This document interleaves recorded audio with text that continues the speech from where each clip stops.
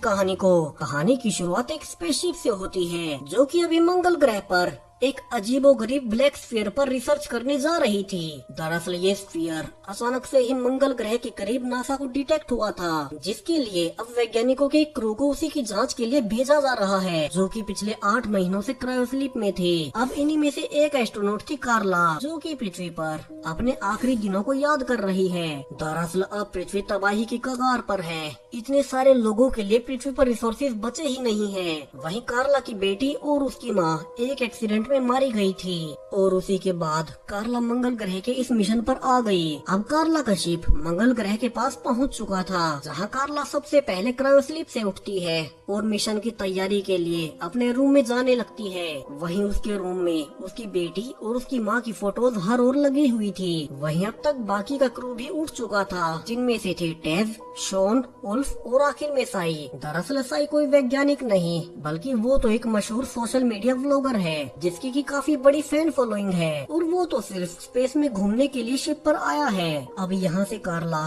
Control room में आकर captain Sen से मिलती है, जहाँ से वे फाइनली अब उसी मिस्टीरियस ब्लैक स्फीयर को देख पाते हैं, जिसके लिए वे पिछले 10 महीनों के सफर के बाद यहाँ मंगल ग्रह पर आए थे। दरअसल ये स्फीयर सिर्फ कुछ ही वक्त पहले अचानक से मंगल ग्रह के पास अपीयर हुआ था, जिसके बारे में उन्हें कुछ भी नहीं पता कि ये क्या है और इसे किसने बनाया है। वहीं कार्ला और सेन दोनों ये भी जान हैरान थे कि वे दूर से इसे स्कैन नहीं कर पा रहे, जो कि काफी ही अजीब था, क्योंकि उनके पास जो इंस्ट्रूमेंट्स थे उनसे तो वे किसी बड़े प्लेनेट तक को स्कैन कर उसकी सारी ही जानकारियाँ निकाल सकते थे, मगर अब वे किसी अनजान कारण से इस स्फीयर को स्कैन नहीं कर पा रहे थे। तो सेन कहता है कि अब तो उनके पास एक ही रास्ता बचा है कि वे खुद ही उस स्फीयर पर जाकर लैंड करे और देखे कि वहाँ क्या है। हालांकि कार्ला को ये आइडिया पसंद नहीं आता, क्योंकि अभी उन्हें अंदाजा नहीं है कि वो कितना खतरनाक हो सकता है, तो वे ऐसे ही रिस्क नहीं ले सकते। वहीं बाकी का क्रू भी अभी तक ये जानने की कोशिश कर रहे थे कि ये अनजान ब्लैक स्फीयर असल में है क्या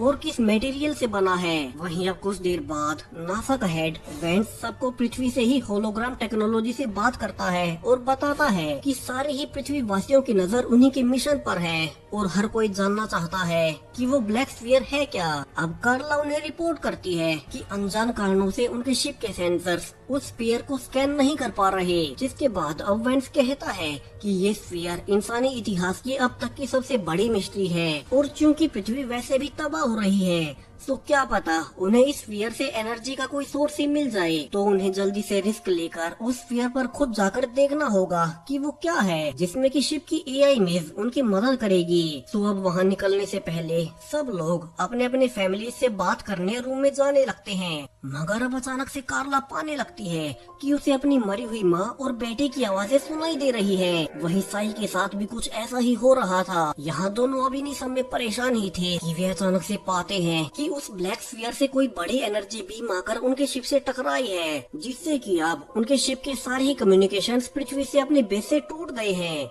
यहाँ से सब घबराकर अब इसकी जांच भी करने लगते हैं कि ये क्या था, मगर इस बार भी डेटा में उन्हें कुछ नहीं मिलता। यहाँ से फिर से कहने लगता है कि उन्हें शायद से उस स्फीयर पर जाना ही पड़ेगा, मगर कार्ला अब तक भी इसके लिए तैयार नहीं थी। वहीं इसी बीच अब उन्हें स्फीयर से कुछ सिग्नल्स मिलते हैं और जब वे उन्हें इंटरप्रेट करते हैं तो पाते हैं कि इन सिग्नल्स में एक ही शब्द बार बार रिपीट हो रहा है और ये शब्द था ड्यूस, यानी कि भगवान। अब ये देखने के बाद तो हर कोई हैरान था, क्या ये ब्लैक स्फीयर भगवान ने बनाया है। और साई यहाँ से कहने लगता है कि उन्हें इस स्फीयर पर जाना चाहिए, क्योंकि उसे अपने मरे हुए फैमिली मेंबर्स की आवाजें सुनाई दे रही हैं। वहीं सीन का भी यही मानना था कि उनके सारे ही सवालों के जवाब वही मिलेंगे और वैसे भी उन्हें यहाँ से उस स्फीयर का कोई डेटा मिल ही नहीं पा रहा। तो अब यहाँ से कार्ला, टेज, शॉन और उल्फ चारों ही डिस्कस करने लगते हैं कि ये सब क्या हो रहा है और उन्हें आगे क्या करना चाहिए। वहीं सैन उन सब की बातों को सीसीटीवी से सुन रहा था।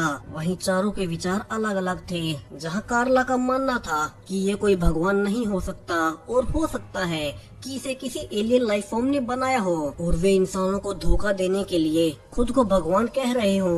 वहीं उल्फ के अनुसार अगर ये साबित हो जाता है कि ये भगवान ही है तो अच्छा ही है, वरना वे इसे नष्ट कर देंगे ताकि ये किसी और को नुकसान न पहुंचा सके। अब यहाँ से सेन सबको कंट्रोल रूम में बुला लेता है और पूछता है कि उन्होंने क्या फैसला किया। मगर अब फिर से कार्ला और साई दोनों को ही अपने मरे हुए फैमिली मेंबर्स की आवाजें सुनाई देने लगती हैं, जिसके बाद साई भागकर अब शिप में कहीं छुप जाता है। तो कार्ला कहती है कि उन्हें साई को ढूंढना होगा और कहीं वो खुद को नुकसान न पहुंचा ले। मगर अब तक साई पूरी तरह से पागल हो चुका था और वो अब खुद को ही ढूंढने आई टेस को भी जान से मार डालता है, जिसे कि देख अब कार्ला छुपने की भी कोशिश करती है, मगर साई उसे ढूंढ लेता है। वहीं जब तक उल्फ वहां पहुंच पाता, साई ने कार्ला को होस्टेज बना लिया था और अब तो वो उसे भी जान से मारने ही वाला था, मगर उसके पहले ही सेन आकर उसे पीछे से गोली मार देता है। जहाँ से सेन अब गुस्से में कहता है कि उनके 2 मेंबर्स मारे जा चुके हैं, तो उन्हें अब और देर नहीं करनी चाहिए। और फाइनली वे सब अब अपने शिप से उसी स्फीयर पर लैंड करने लगते हैं। वहीं लैंडिंग के वक्त कार्ला पाती है कि स्फीयर पर एक मजबूत स्ट्रक्चर है, जिसके करीब आते ही अब उनके शिप का कम्युनिकेशन फिर से पृथ्वी से हो जाता है। और वेंस अब उन्हें बताता है कि अचानक से ही जो स्ट्रक्चर उन्हें स्फीयर पर मिला है, वही स्ट्रक्चर अब पूरी ही पृथ्वी पर हर ओर अपीयर हो रहा है, जहाँ हजारों लाखों पोर्टल्स पृथ्वी के हर एक जगह पर अपीयर हो चुके हैं, जिसके बारे में वैज्ञानिक कुछ भी जान नहीं पा रहे कि ये क्या है। मगर उन्हें इतना जरूर पता चला है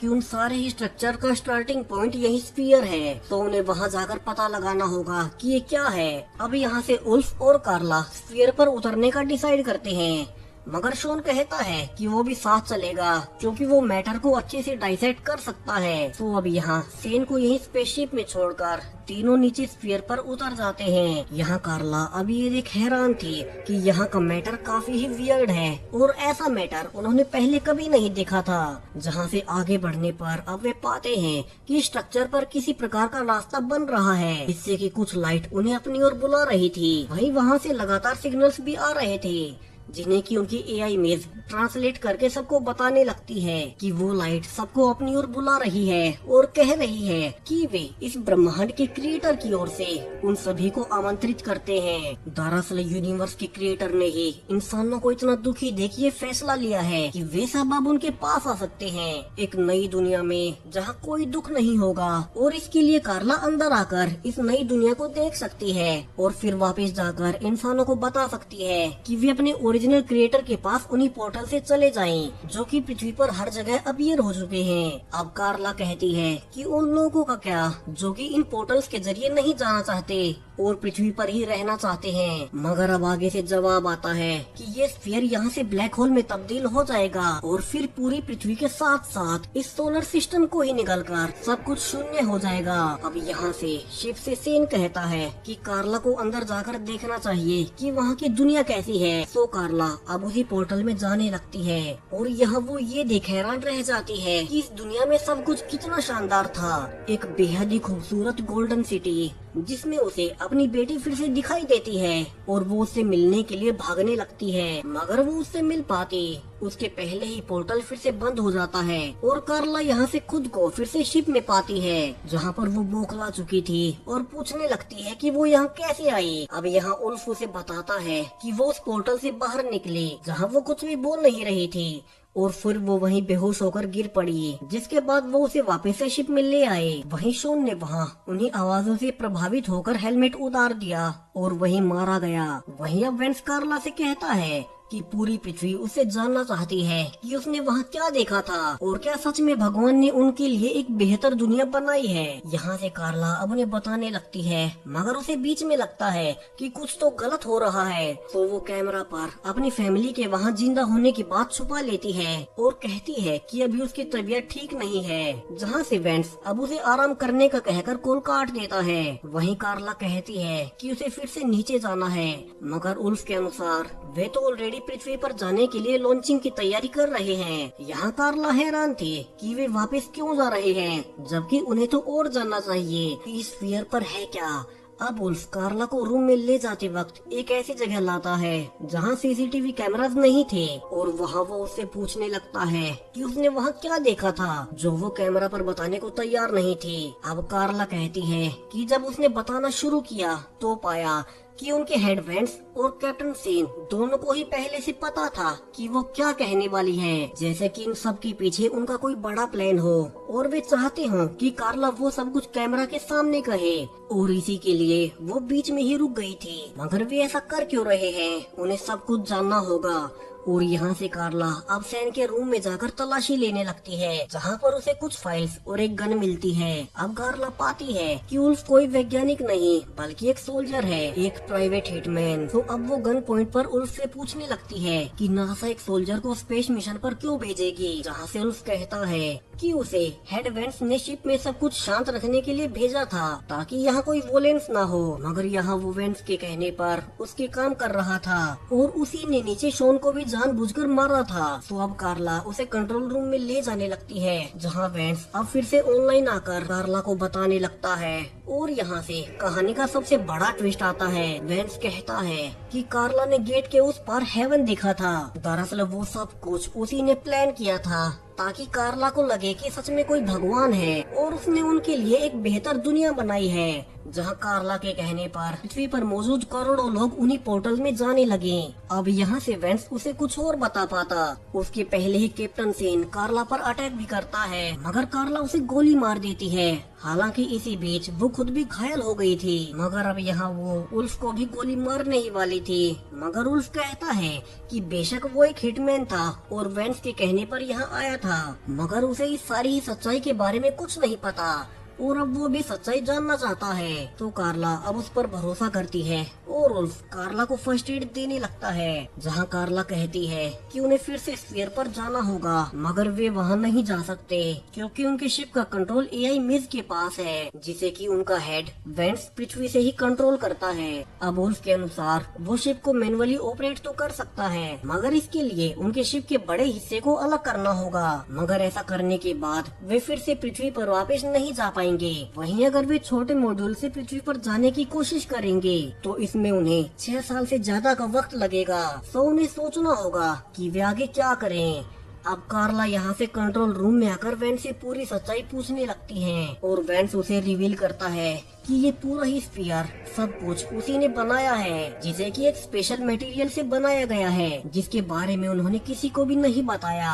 और जो लाखों पोर्टल्स पृथ्वी पर अपीयर हुए हैं वे भी उन्होंने ही बनाए थे और वे भी इसी मटेरियल से बने हुए हैं। दरअसल पृथ्वी पर रिसोर्सेज खत्म हो चले हैं, जबकि इंसानी जनसंख्या कुछ ज्यादा ही बढ़ चुकी है। तो लाखों लोग तो वैसे भी भूखे मरने ही वाले थे, जिसे कि देखते हुए वेंस ने अपने कुछ साथियों के साथ मिलकर ये मुश्किल फैसला किया कि वे लोगों को झूठ बोलकर कि भगवान ने उनके लिए दूसरी दुनिया बनाई है, वे उन्हें उन पोर्टल्स में जाने को कहेंगे और जिन पोर्टल्स में लोग खुशी खुशी चले भी जाएंगे। मगर जितने भी इंसान उन पोर्टल्स में जाने वाले हैं वे सब जान से मारे जाएंगे, जिससे कि पृथ्वी पर जनसंख्या घट जाए और बचे हुए कुछ चुनिंदा इंसान आराम से रह सके। अब लोगों को ऐसे ही खुद की जान देने को मनाना पॉसिबल नहीं था, तो इसीलिए उन्होंने रिलीजियस सेंटिमेंट्स का इस्तेमाल किया ताकि कैमरा पर कार्ला के कहने पर कि सच में भगवान ने उनके लिए दूसरी दुनिया बनाई है, करोड़ों लोग खुद की खुशी से ही उन पोर्टल्स में जाकर मारे जाएं। वहीं कैप्टन सेन को शुरू से ही इस बारे में पता था। तो जब कार्ला और साई क्रायोस्लीप में थे तब उसी ने उनके ब्रेन में एक माइक्रोचिप इंस्टॉल की थी, जिसके कारण से शुरू से दोनों को अपने मरे हुए फैमिली मेंबर्स की आवाजें आ रही थी और उसी चिप की वजह से कार्ला को स्फीयर पर खुद को एक गोल्डन सिटी में होने का भ्रम हुआ था। यानी कि वेंस पृथ्वी से ही कार्ला को इन सब के लिए सेटअप कर रहे थे ताकि उसकी बात मान करोड़ों लोग उन्हीं पोर्टल्स में जा खुद की जान दे दे, जिनसे कि अगर वे खुद कहते तो कोई नहीं मानता। मगर जब एक कार्ला जैसी साइंटिस्ट मंगल ग्रह पर जाकर उन्हें यही सब बताएगी तो सब मान लेंगे। अब ये सब सुनने के बाद कार्ला समझ जाती है कि उस दिन उसकी बेटी और माँ जिस एक्सीडेंट में मारे गए थे वो सब कुछ भी वेंस ने ही करवाया था। तो कार्ला कहती है कि वेंस खुद को भगवान समझ फैसले नहीं कर सकता कि पृथ्वी पर किसको जिंदा रहना है और हर किसी को अपना अपना भविष्य चुनने का हक था, मगर वो तो सबको मारकर सिर्फ कुछ चुनिंदा इंसानों को ही बचाना चाहता है। लेकिन कार्ला ऐसा होने नहीं देगी। वहीं अब तक उल्फ ने एआई मिस को शिप से डीएक्टिवेट कर दिया था।